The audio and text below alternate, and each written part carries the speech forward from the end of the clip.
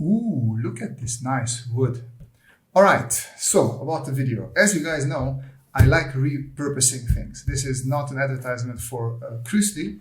This is just how I reused this paper packaging for this Cruisely. And I thought, I got back into the whole marker sketching thing. I thought, oh, let me do another one. And this weekend it was nice and warm here.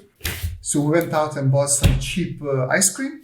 And this has also some nice brown paper. Now this is a bit more cardboardy, so it's not going to be as nice as this here because this is nice and thin.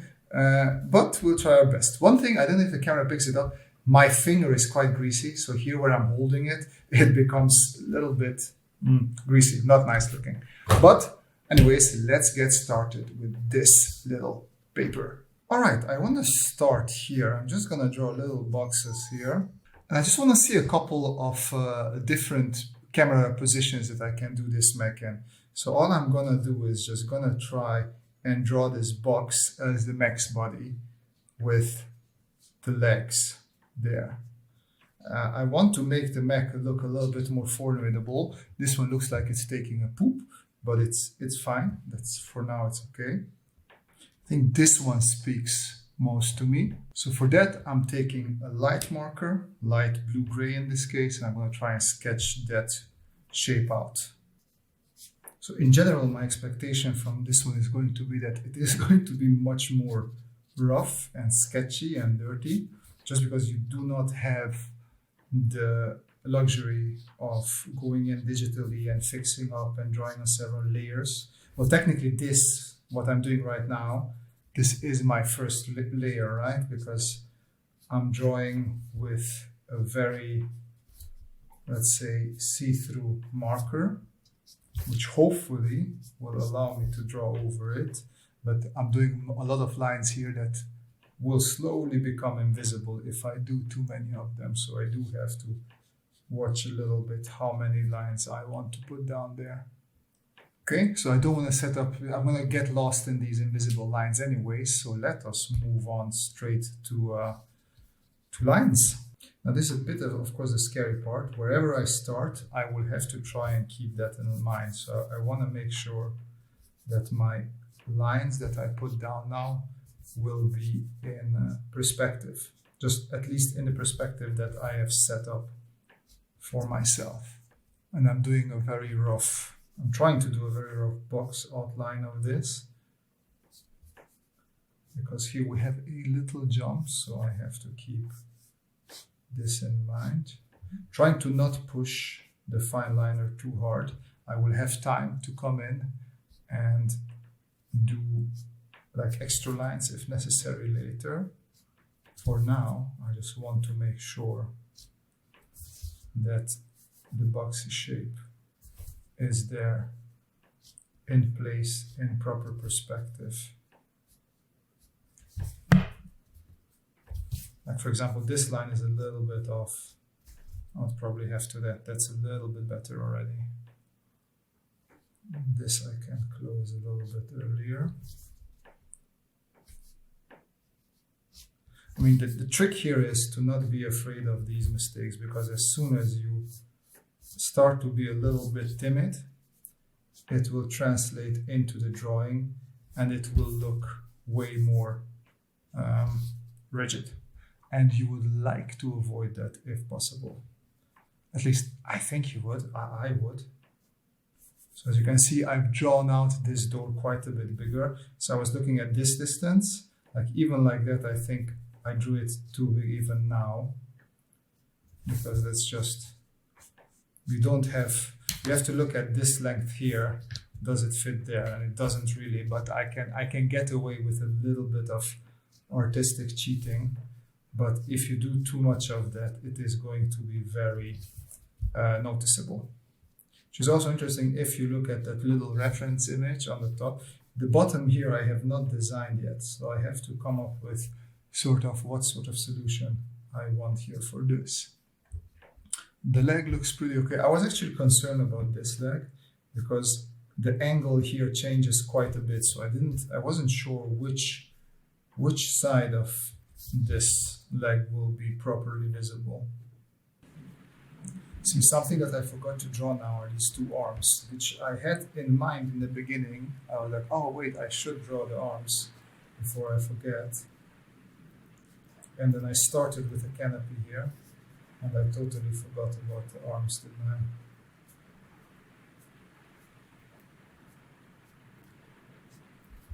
People were asking me what are these arms for? Nothing really. I do like silly designs. Not to call other things silly designs, but these remind me of like T-Rex arms, or I think Warhammer Dreadnoughts have silly little arms like this, which are actually very powerful. So I wanted to give my mech these little powerful arms that can maybe rip people apart if they want to. But other than that, it makes it look a little bit sillier. It gives it that T-Rex tiny arms sort of vibe. Okay, let me draw in. I want to draw in the Gatling guns here that I have, or Gatling miniguns. I'm not sure you're allowed to call them Gatling guns. So the thing here is this is not exactly working at all, because anybody who looks at design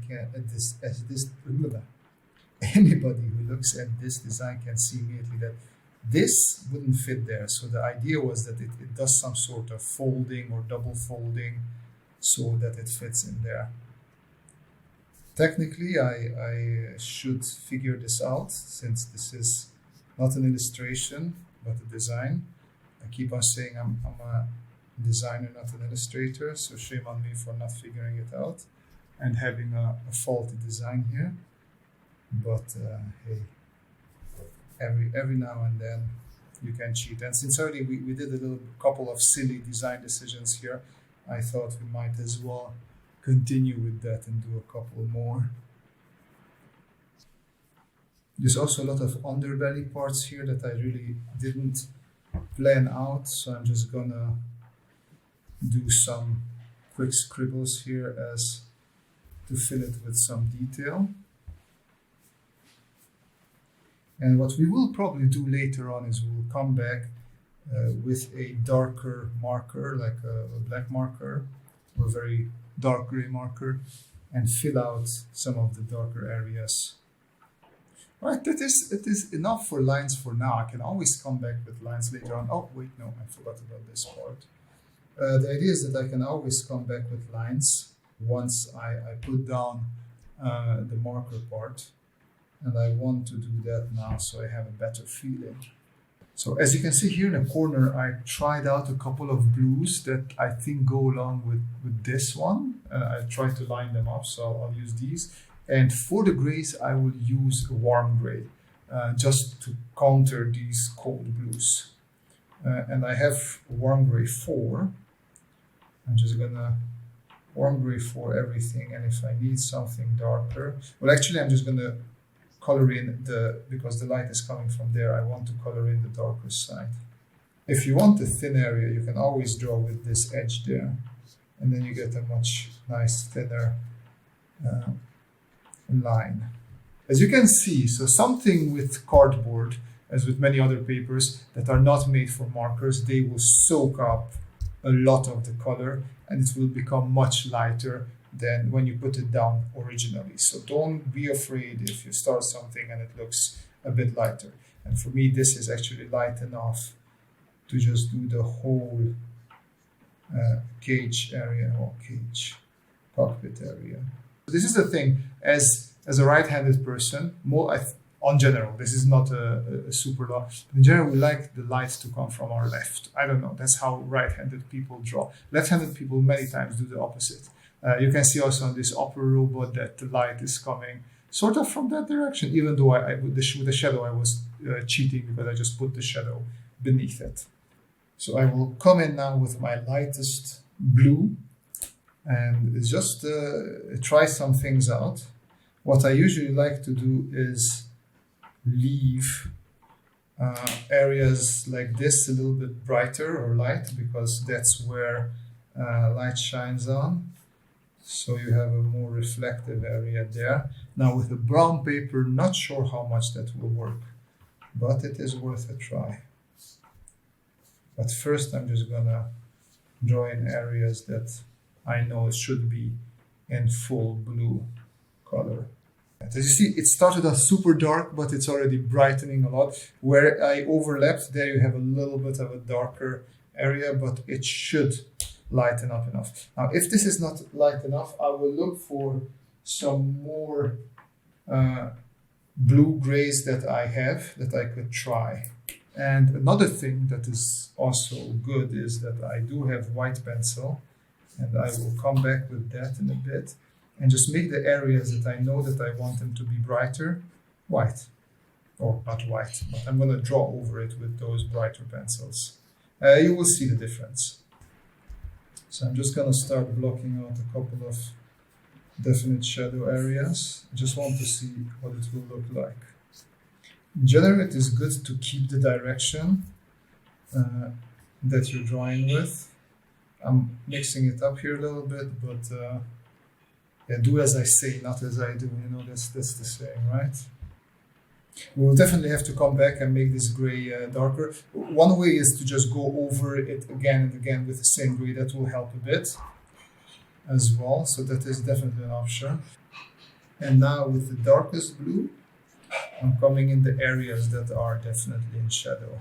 So the under parts here are going to be blue. This actually could be the semi-light blue, but some of these areas are still in darker blue. And I'm going to do a mix of dark blue, and probably there's going to be some dark gray there as well. And just a little bit here, just to emphasize that roundness. Could add a bit on this edge as well. There. And then here again, I was talking about this ambient occlusion, so this is quite dark here. Would be my expectation, something like that. It's looking quite 3D, so I am relatively happy with how this is turning out. Let's see if I come back with my warm gray and go over it a couple of times if I manage to achieve the effect that I'm looking for. Probably not going to be dark enough, but hopefully it is going to be already a bit darker. Alternatively, it is making a bit darker, but I found this green gray, or tonal gray it says. Why is it GG then? Tonal gray is actually perfect because this is darker and this should darken the areas quite a bit. So let's see what happens when I apply this everywhere where it's needed. I think it darkens quite nicely. I can come back to the miniguns. Make sure to give it the pass there as well, because I see it is quite light on the gray there. I can do some fading here, at least this lower version, because there's less light there, so it could have a bit more shadow. What I can do is also come back with a bit of blue here. I'm going to do the medium blue, and then I'll take my light blue and just go over it like that. So there's a bit of shadow in play as well there. Alright, so I have these, I tried them out here, and this seems to be a good combo. Starting with a bright one, this can be probably all the see-through areas here. And then as we go deeper into the cockpit of the mech, I'm going to also add this area a bit, like with this. The thing is, the deeper you go into the cockpit, the more red it becomes. And then I have that even darker version. I can try and suggest some shapes in there. So with that, I can suggest some seating areas and things like that. Here we go, second pass, just to darken it, saturate it a bit more. Okay, and now we can come in with deepest, darkest red and just do some suggestions maybe of body parts or some sort of mechanisms.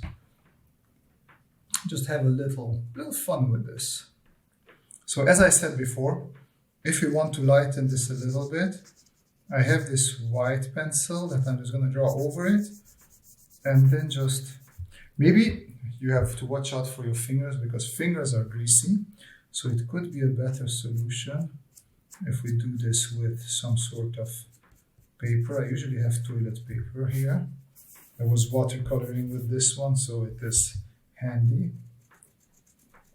And you can see it also takes some of the white away, so it's fine if you add a bit more. And then just rub it in a little bit. And it becomes quite a bit lighter. And then as I was saying, these areas I definitely wanted to light up a bit. So I come in there.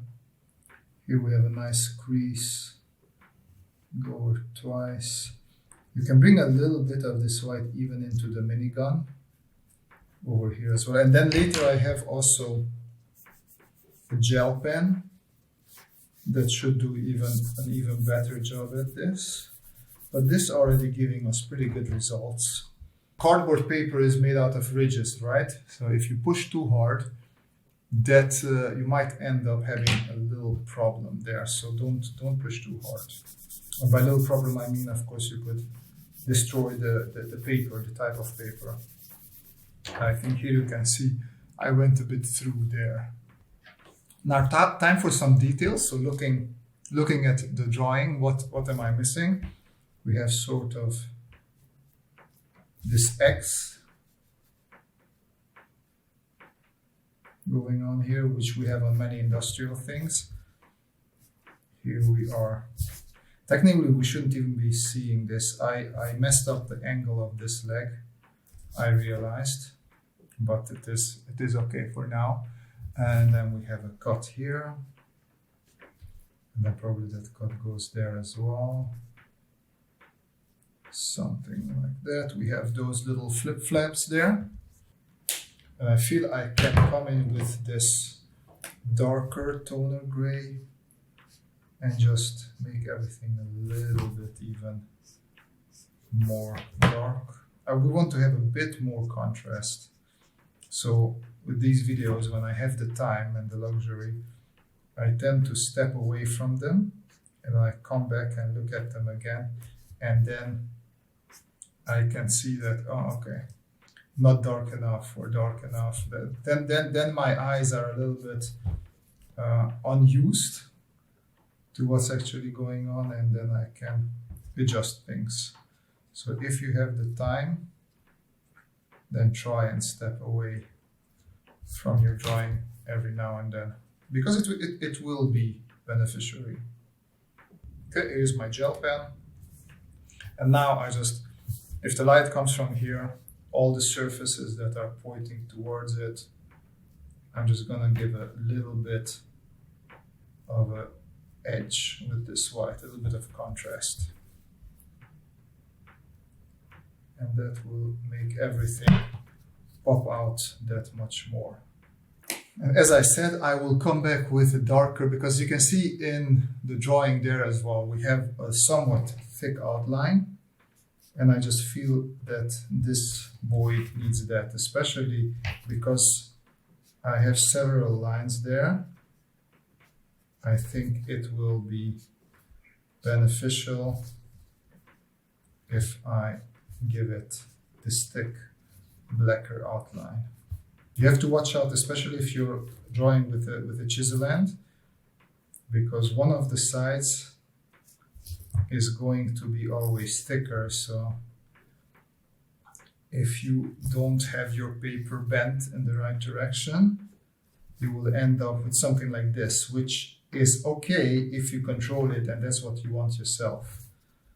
But it can happen that you weren't looking forward to that, and then you still end up with it, and then you're not gonna be. Something that I neglected is a little bit of shadow. Again, I'm not gonna be super precise with this one. I see that the light is coming like this, so I'm just gonna draw some random geometric shapes and cross-hatch fill them for shadow purposes.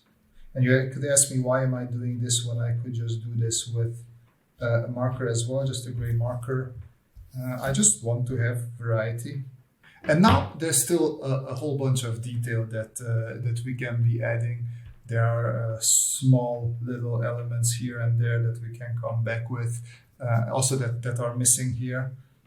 I feel that I can add more little details here and there, but this is also, take your time, look at it, rotate it, look at it from far, come back to it again. So this is a little bit at the end. It's also you having fun. Like, how much of these little details do you want to do there? How many splits do you want to do in these surfaces? What needs to be darker? What needs to be explained a little bit more? So it's all up to you how much more you want to explain and go into detail there. Something that you shouldn't forget, or it's a good thing to do, especially areas where you go over with white, you can always come back with your fine liner and just strengthen some of your lines, just because that white washes them, of course, out a little bit. So if you come back and just give a little bit of extra definition, that will probably be the best. Well, not the best, but it will be good. All right, and here we are with the final sketch. As I said, it's just on an old old cut apart ice cream box. I like to use just everything to draw on it. It's a shame to throw things away when you can have fun with them and draw on them.